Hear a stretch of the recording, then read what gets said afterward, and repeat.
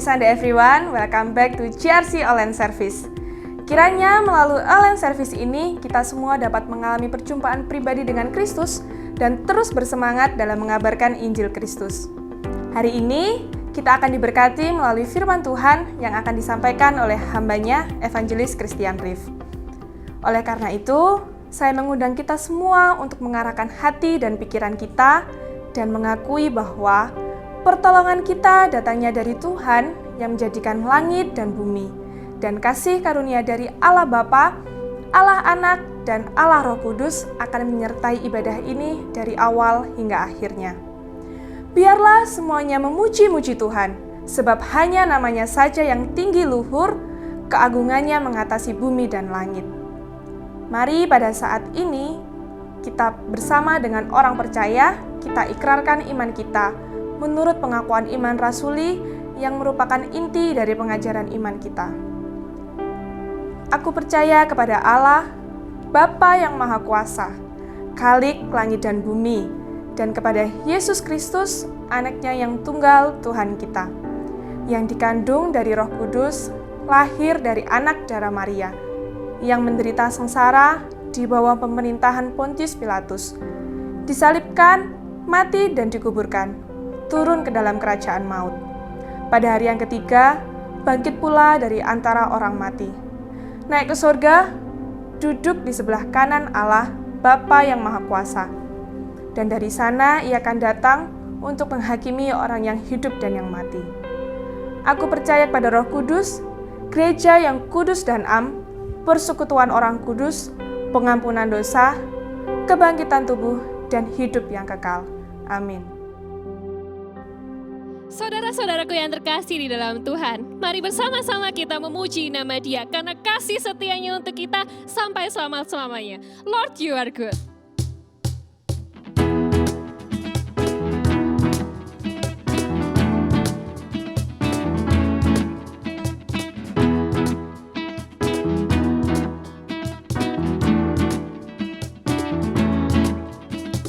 Lord, you are good and your mercy endureth forever.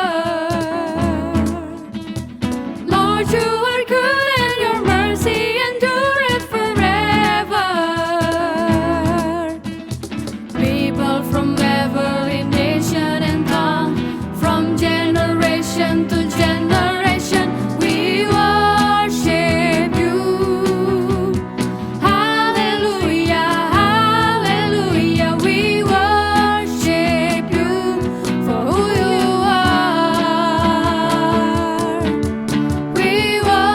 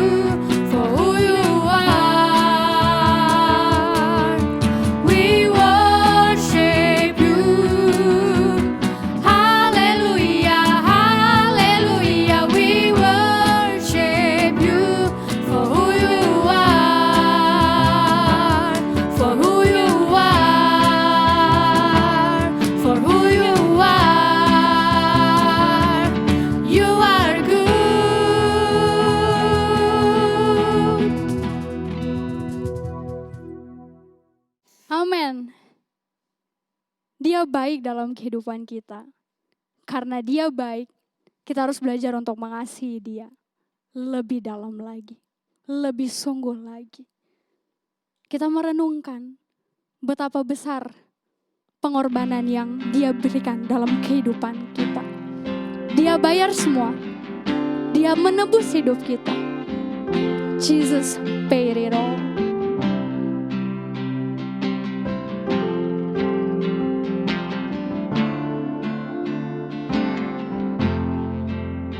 I hear the Savior say, Thy strength indeed is small.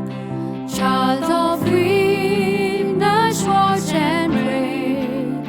Find in me Thy all in all. Jesus paid it all to Him I owe.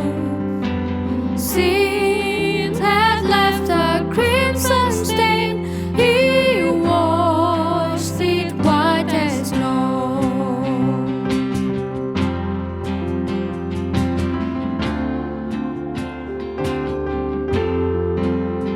Lord, now indeed I find Thy power and Thine alone came and changed the leper's spot, and it melt the heart of stone. Jesus paid it all to Him I owe. Sin had left a crimson stain, He washed it white as snow.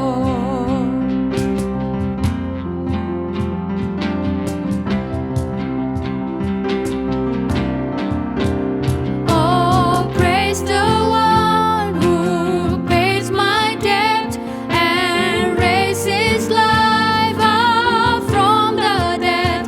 Oh, praise the one who pays my debt and raised His life up from the dead. Oh, praise the one who pays my debt and raised His life up from the dead. Oh, praise the one who paid my debt and raised His life up from the dead. Dia nyata dalam kehidupan kita.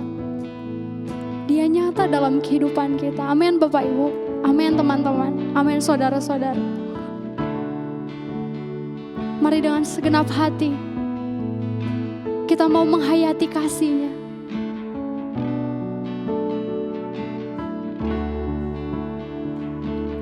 Jesus paid it all to Him I owe.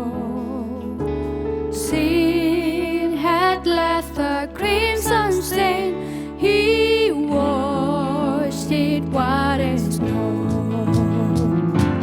Jesus paid it all to Him I owe. Sin had left a crimson stain, He washed it white as snow. Sin had left a crimson stain, He washed it white as snow. Sin had left a crimson stain, He washed it white as snow.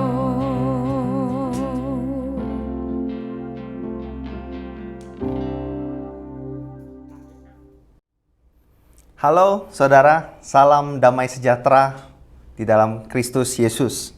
Saya berdoa saudara dalam kondisi yang baik dan siap untuk mendengarkan firman Tuhan. Mari kita sama-sama berdoa.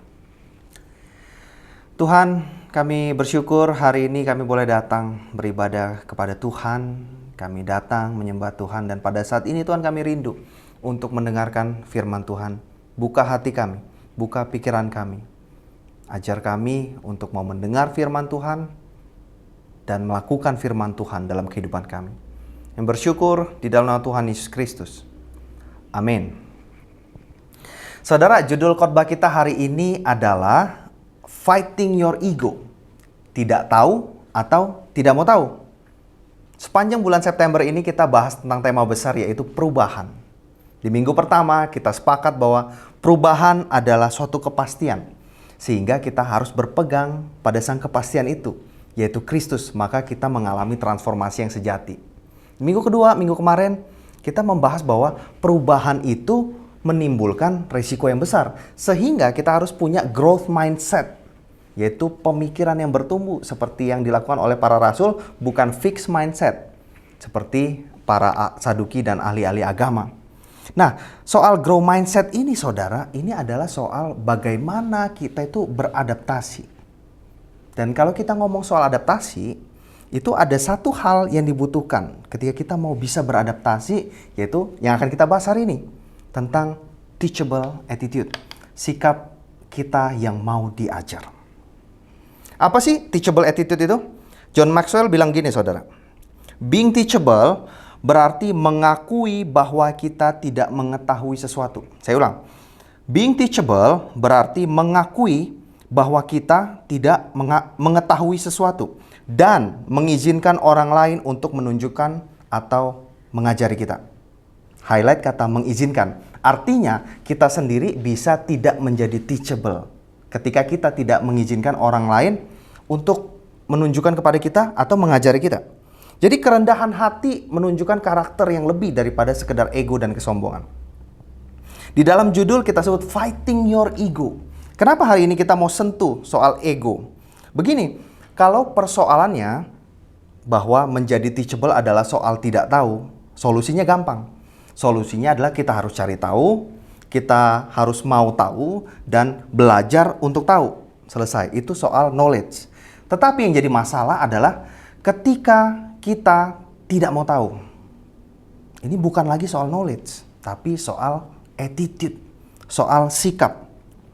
Maka menjadi teachable adalah soal sikap kita sebagai orang Kristen.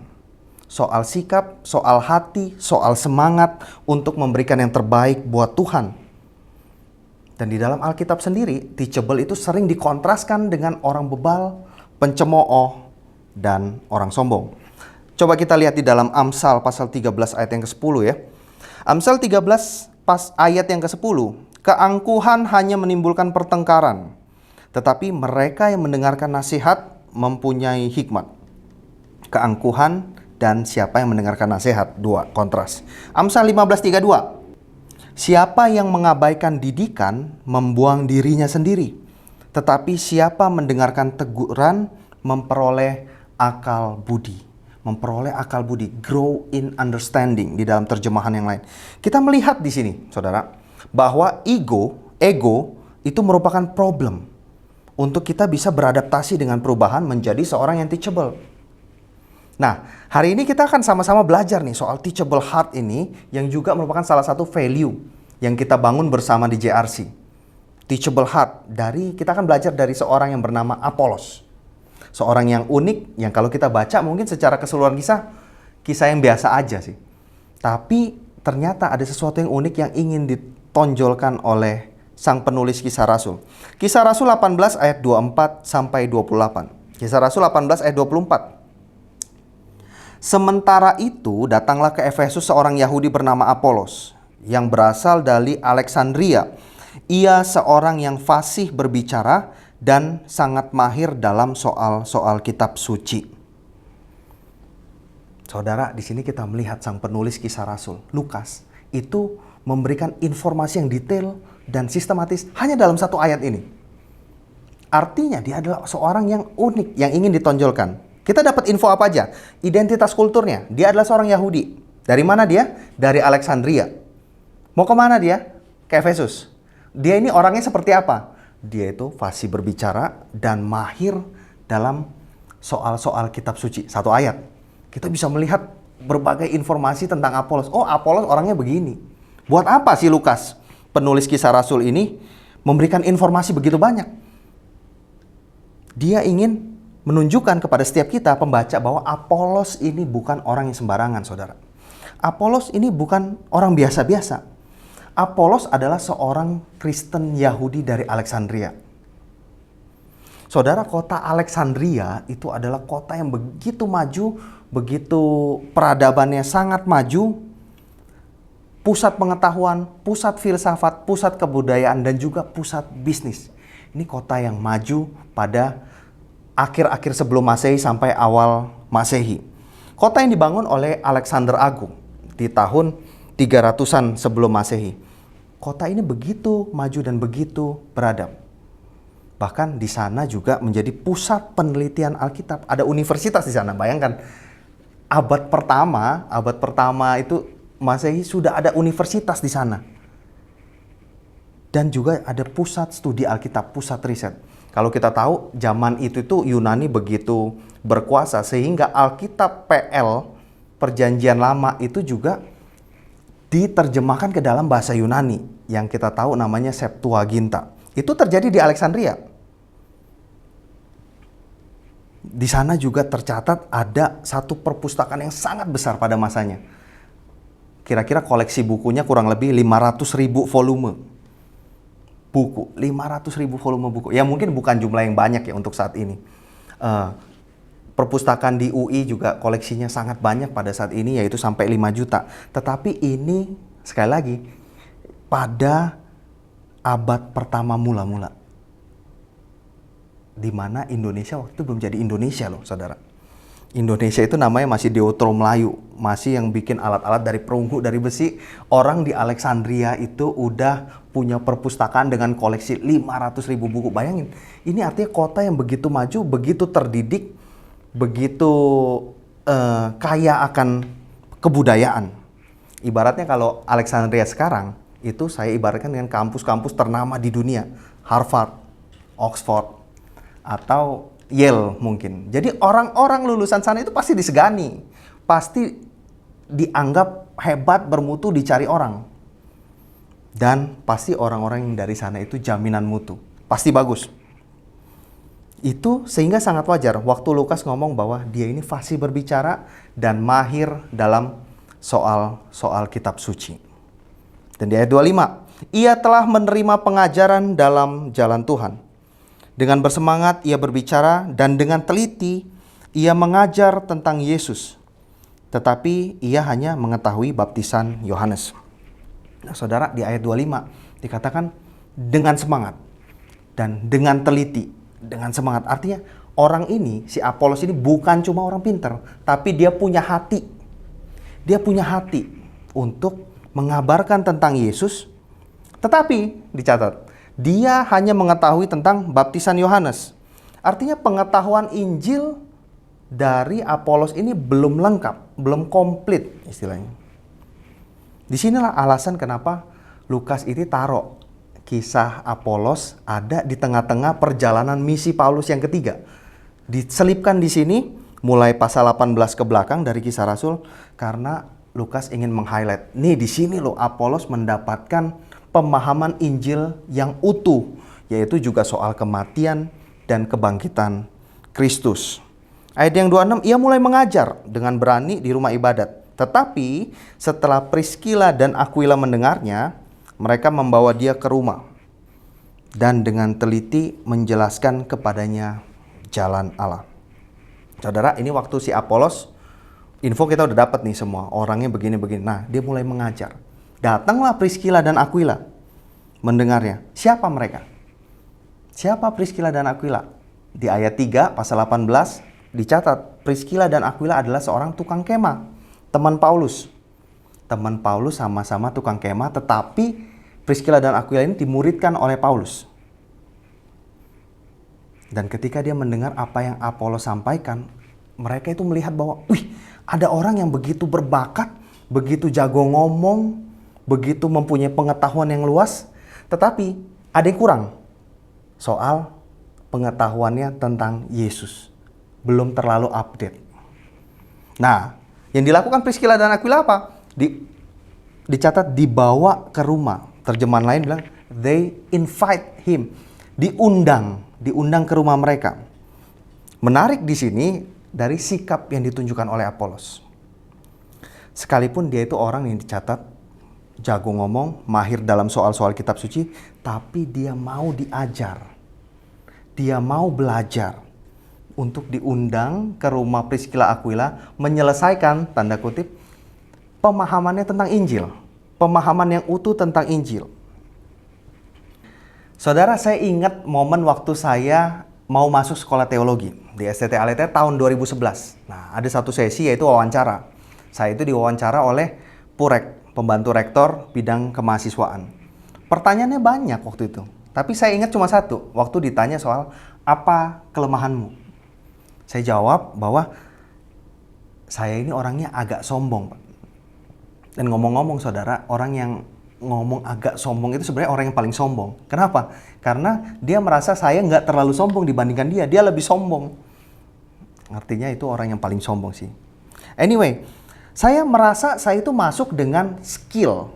Saya itu merasa saya masuk dengan pengetahuan tertentu. Saya jadi agak sombong. Saya agak pilih-pilih. Saya agak lihat-lihat. Siapa nih yang mau ngajarin saya? Siapa yang mau kasih masukan ke saya? Saya pasti pilih-pilih mau dengerin apa enggak. Siapa orang yang coba ngajarin saya? Saudara, tidak begitu dengan Apolos. Dia menunjukkan sikap karakter sebagai anak Tuhan yang sejati. Apolos dari Alexandria, kota yang begitu maju, kota yang begitu menjadi pusat kebudayaan filsafat pada masa itu. Sedangkan Priscilla Aquila, orang biasa, tukang kemah. Cuma belajar sama Paulus, ikut dimuridkan oleh Paulus. Kita lihat di sini kontras. Sang guru besar, profesor, dengan seorang awam. Dan Apolos mau diajar oleh sang awam, tukang kemah ini. Bahkan kalau kita lihat ya, di ayat-ayat selanjutnya. Ayat 27. Karena Apolos ingin menyeberang ke Akaya. Apolos ingin menyeberang ke Akaya. Ini setelah dia menyelesaikan nih pemahamannya soal Injil udah penuh, dia mau nyebrang ke Akaya. Akaya itu satu provinsi, ibu kotanya Korintus. Saudara-saudara di Efesus, termasuk Priscilla dan Aquila, mengirim surat kepada murid-murid di situ, supaya mereka menyambut dia, Apolos. Setibanya di Akaya, maka ia oleh kasih karunia Allah menjadi seorang yang sangat berguna, dicatat. Sangat berguna bagi orang-orang percaya. Kenapa? Sebab, ayat 28, dengan tak jemu-jemunya ia membantah orang Yahudi di muka umum dan membuktikan dari kitab suci bahwa Yesus adalah Mesias. Kita lihat saudara apa yang terjadi. Kalau kita berandai-andai ya, kalau Apolos itu tidak menerima undangan Priscilla dan Aquila untuk ke rumahnya, yang mana sangat mungkin terjadi, iya dong, sangat mungkin dong. Karena saya profesor, saya orang hebat. Saya juga belum terlalu kenal dengan Priscilla dan Aquila. Buat apa saya wasting time? Habis-habisin waktu, kongkok-kongkok di rumahnya. Saya tuh punya pekerjaan Tuhan yang mau dikerjakan ya, tanda kutip. Saya ada pekerjaan Tuhan yang menanti di sana. Jika itu yang terjadi, maka ayat 27 dan 28 nggak akan bunyinya begini. Channel dia ke Akaya itu akan dia bangun sendiri justru. Nggak akan dapat channel dia ke Akaya. Mungkin pelayanannya juga akan sangat terbatas. Tetapi ketika dia memutuskan, oh saya mau diundang, saya mau belajar, saya mau memutuskan. Di dalam pilihan itu dia memutuskan untuk belajar kepada Priscilla dan Aquila. So, jalannya ke Akaya itu dibuka sama Tuhan. Malah ada channel di sana, malah disambut. Dan Tuhan pakai Apolos untuk dampak yang lebih besar lagi. Dia menolong orang percaya di Akaya. Untuk membela iman mereka di tengah-tengah orang Yahudi lainnya. Saya percaya, saudara, bahwa orang percaya yang ada di Akaya itu orang percaya sungguh-sungguh. Tetapi ketika berdebat dengan orang Yahudi yang belajar agama begitu rupa, saya nggak yakin mereka menang. Tetapi ketika Tuhan pakai si Apolos ini, orang yang fasih bicara, mahir soal kitab suci, dan sekarang pemahaman soal Injil ini udah utuh. Pergi ke sana, debat sama orang Yahudi, pembuktian bahwa Yesus adalah Mesias. Pasti Apolos dipakai luar biasa. pasti Apolos di sana memenangkan banyak jiwa. Kita bisa lihat nanti di surat 1 Korintus, kita bisa baca di rumah. Kita lihat di sini bahwa ada pengetahuan yang progresif dari Apolos. Dia mau belajar tentang iman Kristennya, membuktikan bahwa Yesus adalah Mesias. Kita bisa melihat di sini bagaimana Apolos itu orang yang teachable. Dia rendah hati untuk mau diajar oleh orang-orang yang tampaknya biasa-biasa saja di mata Tuhan. Dia mau diajar sama orang yang kelihatannya biasa-biasa aja. Saudara yang terkasih di dalam Tuhan, jadi orang yang teachable itu gampang gak sih? Tergantung. Kalau saya diberi nasihat untuk bagaimana jadi orang sukses, bagaimana jadi orang yang berhasil oleh Jack Ma, oleh Warren Buffett misalnya, oleh Bill Gates misalnya, saya nggak akan uji nasihat itu. Saya nggak akan pertanyakan, saya pasti percaya 100% saudara. Kenapa? Karena mudah kita untuk menerima nasihat masukan dari orang-orang yang udah ahli dan udah terbukti apa yang dilakukan. Tetapi bagaimana jika nasihat itu justru dari orang yang antah berantah, kita nggak kenal siapa. Bahkan kalau kita lihat secara level pendidikan dia di bawah kita loh. Belum tentu loh kita bisa jadi orang yang teachable. Kenapa? Karena di dalam diri kita sebagai manusia itu kita punya natur, kita punya ego. Kita lebih pengen lebih baik terlihat pintar dan tidak mau tahu daripada saya mengakui tidak tahu dan belajar. Lebih baik saya terlihat pintar dan memilih untuk tidak mau tahu daripada saya mengakui tidak tahu dan saya mau belajar. Saudara, Amsal 15 ayat 12 berisi demikian. Si pencemooh tidak suka ditegur orang. Ia tidak mau pergi kepada orang bijak. Terjemahan Indonesia ngomong si pencemooh. Beberapa terjemahan Inggris itu ngomong ini soal conceited people, orang-orang yang sombong. Orang sombong tidak suka ditegur. Ada pride di sana yang dipertahankan. Di mana pride ini sebenarnya akar dari insecurity, ketidakamanan, ketidakpercayaan terhadap dirinya. Takut terlihat tidak tahu banyak sehingga apa yang dilakukan membela diri begitu rupa. Membantah sana, membantah sini, dan playing victim, menyalahkan orang lain. Apolos nggak gitu. Dia memiliki growth mindset itu, pemikiran yang bertumbuh. Dia adaptif, dia bisa beradaptasi di dalam kerangka firman Tuhan. Dia tahu nih bahwa Alkitab itu terlalu luas untuk dia pelajarin sehingga dia perlu terus-menerus belajar. Sekalipun Lukas mencatat dia mahir dalam soal kitab suci, dia terus-menerus belajar. Dia orang yang teachable. Teachable attitude yang dimiliki oleh Apolos ini menolong dia untuk terus berkembang, memaksimalkan potensi yang Tuhan kasih di dalam dirinya untuk bisa melayani Tuhan dengan lebih besar lagi. Saudara yang terkasih, saya yakin setiap kita itu sepakat bahwa semakin banyak kita tahu, semakin banyak kita belajar, maka kita semakin sadar bahwa banyak pengetahuan di luar sana yang belum kita pelajari. Semakin banyak kita belajar, semakin kita sadar bahwa kita itu ternyata masih kurang pengetahuan. Ketika kita bilang bahwa kita sudah cukup pengetahuan, artinya kita masih dangkal.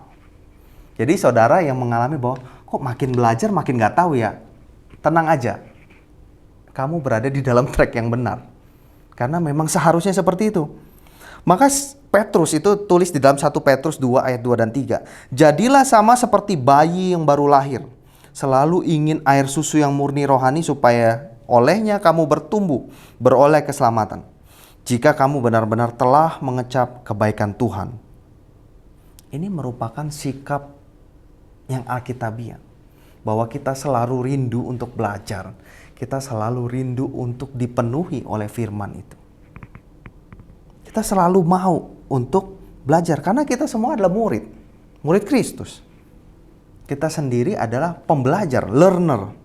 Dengan mindset ini, maka setiap kita di dalam komunitas orang percaya, di dalam komunitas itu bisa bertumbuh bareng-bareng.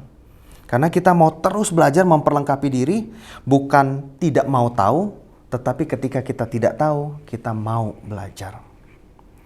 Dan ketika kita sudah tahu, kita mau ngajarin orang. Seperti Priscilla dan Aquila. Kita mau memperlengkapi orang. Jadi komunitas ini ketika kita memiliki semangat teachable, maka akan bertumbuh di dalam Kristus. Saudara, pertanyaan penguji diri kita, yaitu apakah saat ini kita itu takut untuk menunjukkan bahwa diri kita itu tidak cukup tahu. Kita tidak tahu bagaimana ini, bagaimana itu. Kita tidak tahu untuk menjawab pertanyaan. Apakah kita takut menunjukkan sikap ketidaktahuan kita? Itu tandanya kita nggak teachable. Jika kita bersikap defensif saat orang koreksi kita, itu tanda bagi setiap kita bahwa kita ini nggak teachable. Saudara, kita itu punya pilihan. Kita mau milih untuk rendah hati dan dengar input dari orang, terus belajar, atau kita itu mau hidup di dalam penyangkalan kita yang sombong itu. Kita mau hidup di dalam prideful denial. Nggak pedulilah, gue nggak tahu. Yang penting gue nggak kelihatan, nggak tahu di depan lo. Bukan seperti itu. Kita ada di dalam dua pilihan itu. Apakah, saya meminjam istilah dari Pastor Rick Warren, apakah kita ini teachable person atau kita ini unreachable person? Apakah kita itu orang yang bisa diajar atau orang yang tidak dapat dijangkau? Karena kita nggak mau mendengar ajaran. Mau nggak kita fight sama ego kita? Kita mau belajar dari orang lain yang mungkin bahkan kita lihat orang itu bukan siapa-siapa. Di mata manusia lain, di mata dunia, orang ini bukan siapa-siapa. Mau nggak kita fight ego kita untuk belajar dari orang-orang seperti itu? So, siapakah Anda? Siapakah saya?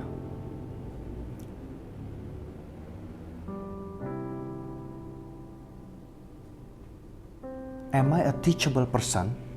Or am I an unreachable person? Biarlah ini menjadi perenungan setiap kita. Mari kita berdoa. Tuhan, pada saat ini kami datang di hadapan Tuhan.